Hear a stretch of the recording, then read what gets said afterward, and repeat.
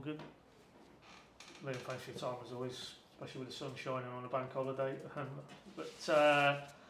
Probably only one place to start. Jack Stacey, we all saw how that unfolded on Saturday. Just what's the outcome? Clear scam. Obviously, it was a nasty one, to be fair.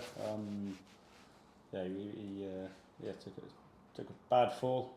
But scanned him, checked him, spoke to him yesterday. He's obviously off at the minute, just in terms of still got a bit of a headache and a few symptoms. So once appropriate, he'll be back in. But he won't be available for this coming week.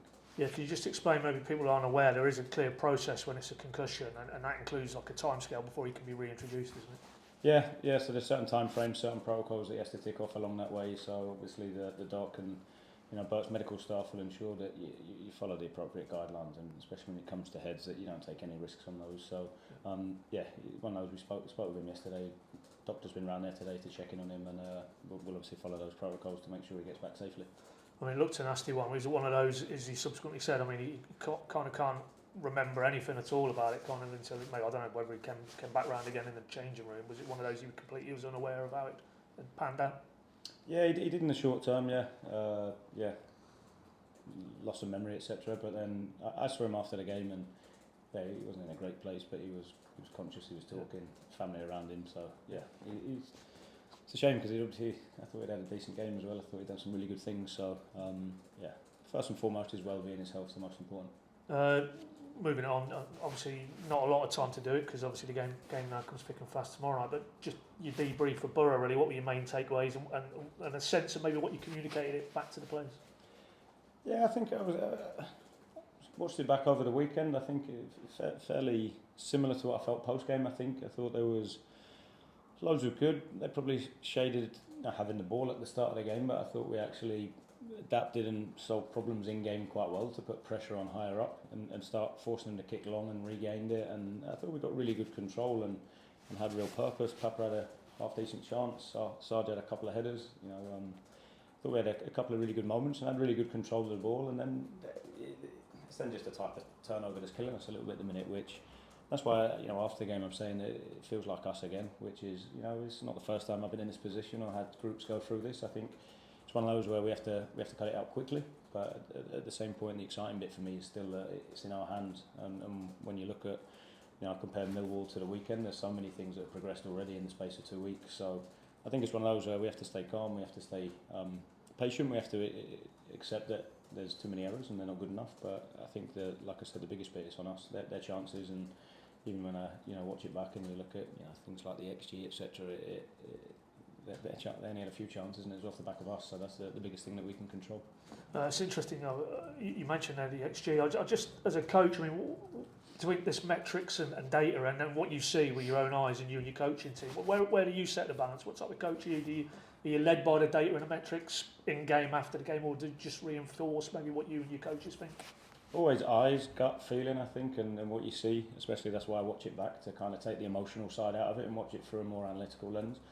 I think I get the emotional feeling Saturday, and then when I watch it back and I'm calm down a little bit, I get the analysis point of view. But I think once that, then of course we'll look at aspects of the data to see if it flags anything that's different or reinforce something that you were thinking anyway. But eyes will tell you everything. And again, I think that when you look at it, like I said, bar the chances we gave them, they didn't create anything. It wasn't like they had loaded the ball and opened us up and we were defending the box a little bit like Millwall and Portsmouth at times. It was very much cheap turnover, defending the goal.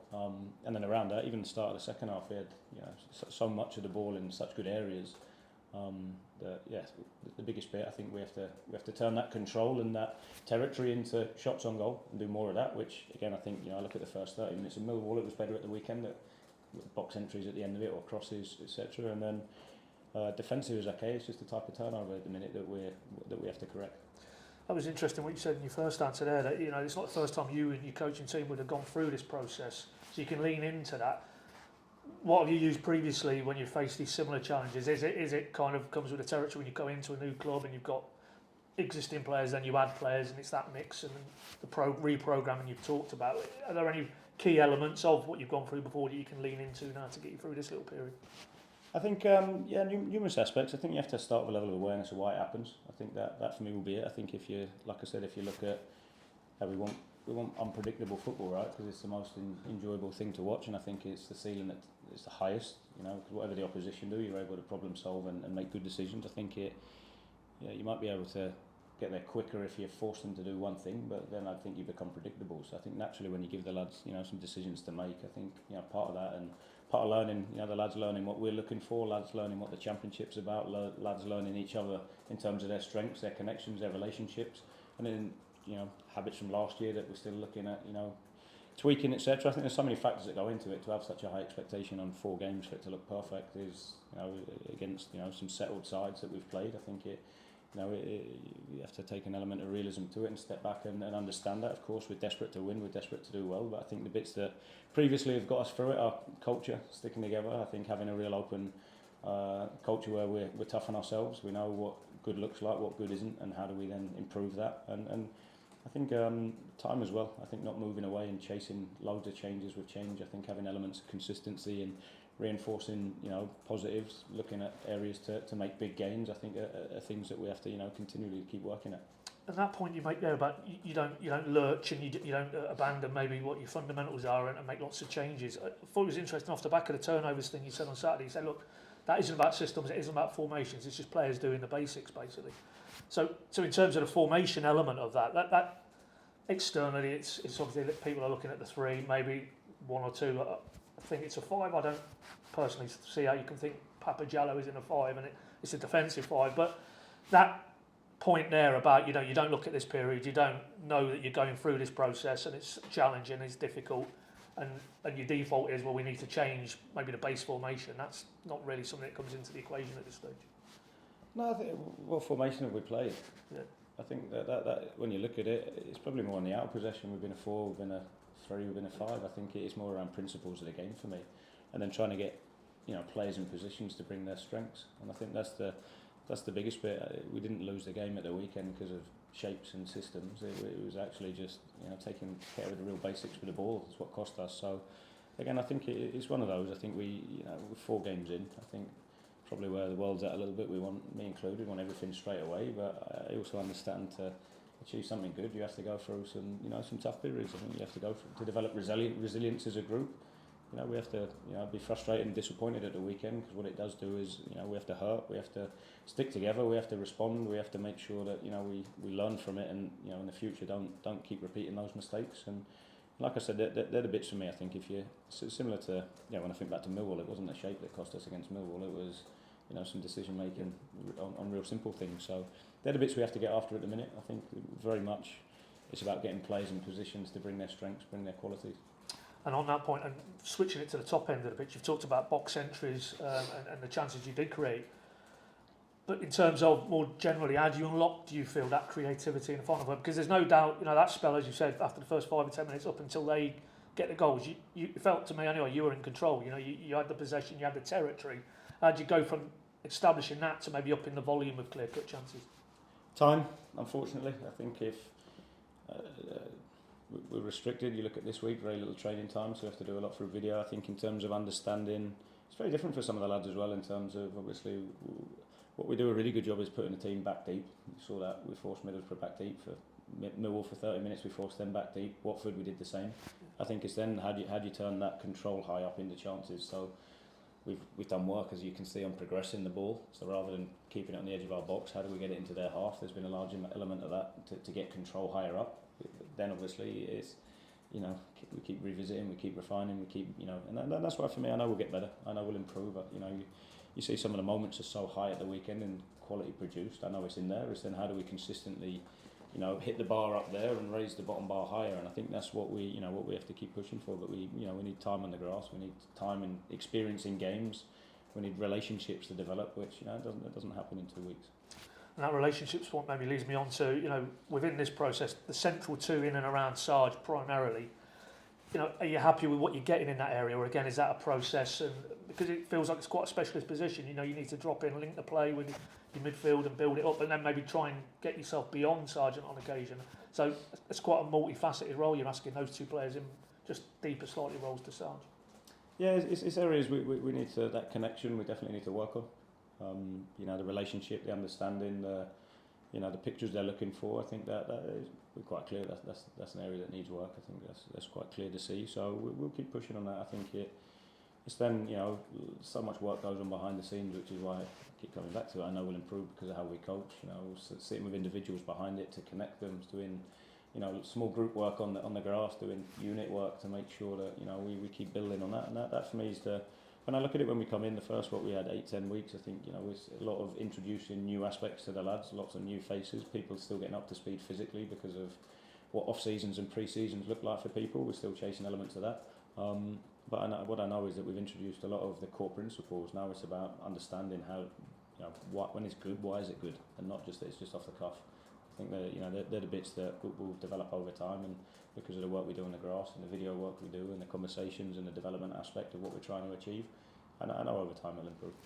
And as well as time, you look. It feels that externally looking in, you've got options in those pockets as well. I mean, would you agree? I mean, Jallow, we saw again midweek. At the weekend, he naturally wants to move in field. I mean, is that moving forward a player who could play in those pockets? Chris Garden as well. We saw the impact from him at the weekend. Definitely, I thought Papa was excellent, and I thought Matthias had good impact at the weekend as well. So I thought he.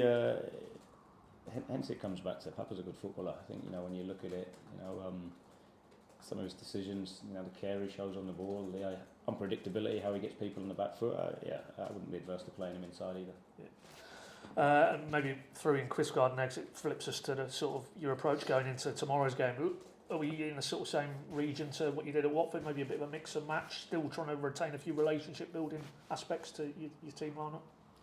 Yeah, there'll be some tweaks and changes. I think it's important. I think to keep people ticking over, but at the same point, I think opportunity, especially now with such a large international program coming up as well. I think is trying to find the right blend and balance of everything, but also an opportunity to see people. I think that's equally important. I think there's people that are desperate to go and show what they can do and push for an opportunity, and I think it would be a good opportunity to do that as well. What about Kenny? I mean, is it too early in his recovery that he could be considered for a start? We know the situation with Wright and Nunes, but what's your thoughts with him? Great to have him back so early. I think he showed exactly what he's about at the weekend. Showed some moments of real quality. Nice to see him even just taking the risk with the ball to play it in behind Fassage. I think that's the biggest bit in terms of goal. I really enjoyed. To be fair, I think that's a lot for me. First place people should look. If we can put it in behind him with good pass and good movement like Sarge showed, that should be where we should look first and work back from there. So great to see him back. I think we have to be mindful. It's obviously earlier than what we'd spoken about previously, which is credit to him in terms of how hard he's pushed, but also in terms of what he's like as a person, a pro, that he's desperate to get back and help the team out. Obviously got some minutes, a bit of a scary moment. Not long after he'd come on, I was probably nervous like everybody in the stadium when I saw him go down like that. But I think it's one of those we have to be a little bit careful in terms of not giving him too much too soon as well. I think we'll have to build him up gradually and make sure that he gets the right amount of work this week as well. Is there any more clarity maybe on Nunes, his possible timescale and return-wise? No, he's progressing well, so I think it's one of those we just have to see how he goes at the minute. Maybe just get your footnote on Wright's red card. Have you seen it back? Your thoughts? Be interested in it. Seen him given, seen him not. I think for me, playing off emotion, chasing, trying to do the right thing, but with a negative outcome. I think the red mist in terms of trying to chase it. I think you give the referee the opportunity for me. So again, I think it's one of those. Like I say, I've seen them given, and I've equally seen some that haven't been. Moving on, Southampton, obviously, again, early doors, but win, draw, loss in the league. New coach, similar to yourself. What areas do you feel you will need to be good at, having looked at Southampton and what they're trying to do? Everywhere. I knew you were going to say. Everywhere. We have to be hard to beat. I think I link it back to the weekend again. I thought we pressed higher at the weekend. Even with 10 men, I thought we engaged high at times quite well. So we have to do that. I think we have to be hard to beat without the ball, and the big bit we have to be tough and hard to beat with the ball by not turning it over cheap, by playing in the right areas, by asking the right questions and having real purpose in everything we do. So yeah, I think it's one of those. Every single game, I think squads carry good depth. Southampton being one of those, so they'll I'm sure make changes. But when you look at what they'll change with, it's still obviously a high calibre. So it's one of those. We'll be ready. We'll be prepared and make sure we're ready to go. I'll ask you about Will still, just because it's a very interesting coaching story. But like yourself, went abroad, him to obviously a far more marked degree. Just wondered, do you know him? Have you come across him? What do you make him? No, we have someone that I think we both know, but I don't know him. I've not come across him, to be honest, in terms of coaching against him. But yeah, he's had really interesting journey, to be fair, and been really successful in it so far. Standard transfer question, less than a week to go now. It feels like there's maybe one or two development bits in the pipeline, but first team level still relatively quiet. Relatively quiet, yeah. Nothing close. Yeah, I've got to ask you, because I asked you last week about George Long. You said clearly it's in all parties' interests. If there was something that could be done that makes sense, safe to say without pushing you too hard that maybe there is an option for him there that could go through. Yeah, that is the one, to be fair, that's progressing. Nothing definite at the minute, but yeah, there's a little bit of movement on that one, but nothing definite at the moment. Okay, and final one really. I mean, it's, unless I've miscalculated, I think it's your first Carrow game under the lights tomorrow night, which always, night football amplifies it a little bit. You must be looking forward to that added element. Definitely, can't wait. Like I say, I'm desperate to do well, desperate for the team to perform well and give the fans something to be proud of and excited. But I also it'll take a little bit of time, and I thought that was a pleasing thing at the weekend. I thought down to 10, they saw the lads have a right go, and the fans stuck with us, which I think is hugely important. So yeah, we'll do the work, we'll be prepared, and we'll turn up tomorrow night with the right attitude, the right behaviours, and we'll keep improving and keep moving forward. Excellent, good luck. Thank you. Thanks, Pat. The camera's off and